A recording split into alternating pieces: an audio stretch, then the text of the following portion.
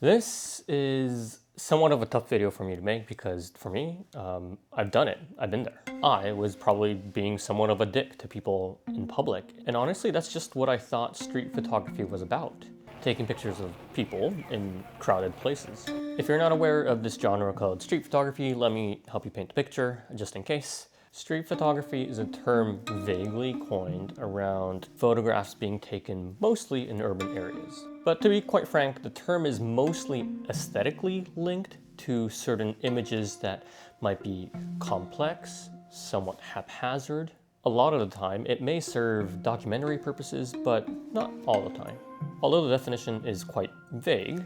I hate the term. I think it's a stupid term, street photography. I don't think it tells you anything about a photographer or work. Historically, it's a very important genre because it, again, served a lot of documentary purposes. But the genre is also known to be quite controversial because historically, if you look back at a lot of the images that we love today, a lot of the time the images might have been taken very up close, might have been very obtrusive to the subject, or sometimes may have been even taking advantage of the subjects in front of the photographer. Again, not all of street photography is like this, but there is a stereotype around it. I think the most predominant photographer that comes to mind, if you're savvy with street photography and kind of talking about this genre, is Bruce Gilden. One second, underway. I see in black and white. By the way, I love Bruce, but Bruce is Bruce. So, this is the message of this video. Dear street photographers, you don't have to be Bruce to be a good street photographer. In fact, most of us shouldn't think of being like Bruce because, again, Bruce is Bruce. He had his upbringing, he has his own personality. That's the way he interacts with the world.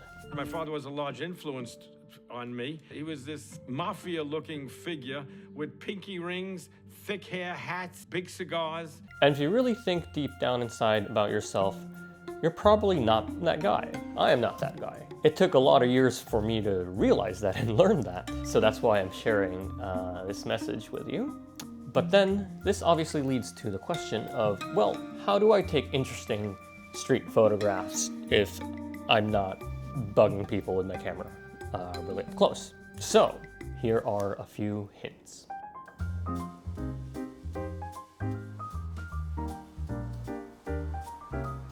I think the biggest point I want to emphasize in this video is that, not all of your subjects in your photograph should be of human beings or people. There are so many things we can photograph, but yet, as human beings, we are attracted to looking at other human beings. That's just how it is. But if you think about your photography as maybe like a project or putting together something like a long book, then you have what?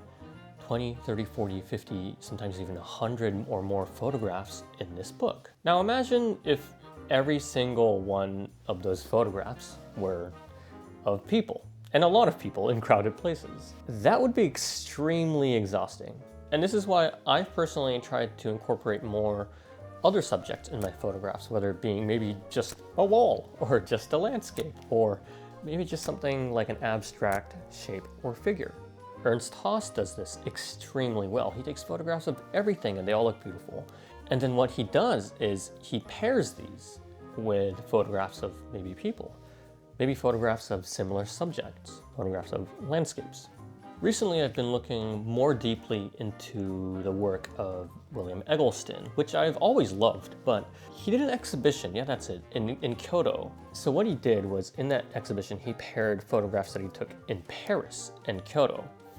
And William Eggleston is more known for his photographs taken kind of the suburban Midwest where he's grown up and born. So to me, how he sees the world in these urban, dense areas was extremely exciting to me.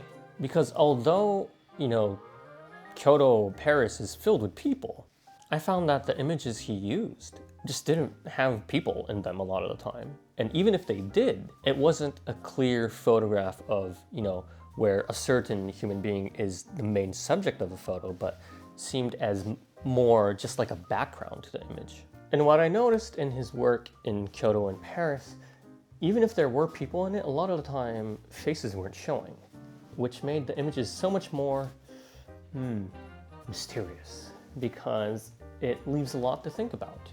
In addition, his work in at least this book, again, is not of people or human beings, but they're not even of, in the traditional sense, a beautiful landscape, or it's not even about a certain place, or it's not even the decisive moment. And that to me was extremely liberating.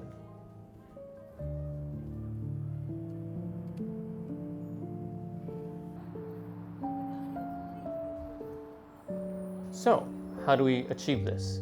Creating exciting images, although they're not about people specifically or places. And the best answer I have as of now is to create extremely tight and selective frames. When I look back at the images that he became most famous for, even those images, there's a sense of closeness to them. And it's not, by using a long lens or anything. He's close, he's just close enough, let's just say that. And it doesn't seem overcrowded. And that's the thing, I thought that came from, that not overcrowdedness just came from where he was shooting at. But when I see him doing the same thing in Kyoto and Paris, it was very surprising again. There still might be a few human beings or a car or two in the image, but it's not about that. That's not what the image ends up being about. And that's something that I'm still trying to get over. And I think that's also something that most street photographers are just not good at, is negating unnecessary subjects in the frame and being selective. I think we're all guilty of that. He also just has an incredible amount of images that seem to be just close-ups of things, like walls, cars, posters. Even if it's a human, maybe just a leg, or it's just a color of something. And they work just so well when you put them together. So why does this work? And I think it's funny because when we think of tight street photographs, we think of, again, photographs like that of Bruce Gilden, where it's a close-up of someone's face or a close-up of a multiple number of people. But we never really, I think, consider how close we can get to non-human subjects. And this just helps to clean up the frame so much, especially if you're in an urban environment. With this technique or this interpretation of street photography, really, location just doesn't matter. And that's extremely liberating and exciting. And I do have to be honest, a few years back, there are some images that I liked from Eggleston and some images that actually a lot of it that I just was like, eh. And I feel like I just didn't understand it maybe. But now when I see his work, what it does is it makes you wonder or even hope that there's more to the image. There's a factor of mystery to the image, but more of a subtle mystery. Not like a midsummer kind of mystery where you just know something's gonna happen. But it's more of a Lynchian kind of mystery, where it's a bright and colorful American suburb day. Something may or may not go wrong, and you're just looking for clues. So, that was a video of me saying, dear street photographers, there's so much more you can do. And I hope this video helped you understand the fact that there is a lot you can do with a camera. Okay guys, thank you for watching the video. Not sponsored or anything, but I do want to pay dues to Oberworth, who has sent me a few products, and I've been using it for a few months now, and it's great stuff actually. The first one is this 1-second camera holster, that's what it's called. Basically, it's a little pouch to put your camera in. In my case, I have a Hasselblad in here, and then I also use their hand strap, leather hand strap. This is their ISAR or ISAR leather hand strap. It's very soft leather. It's very durable because I just dangle my Hasselblad like this.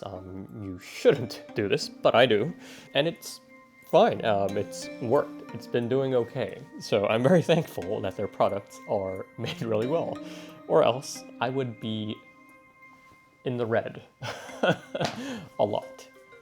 So thank you, Oberworth, for sending these products. So you can use discount code Ulysses Aoki when you purchase. So yeah, go check out their products. See you in the next one. Bye.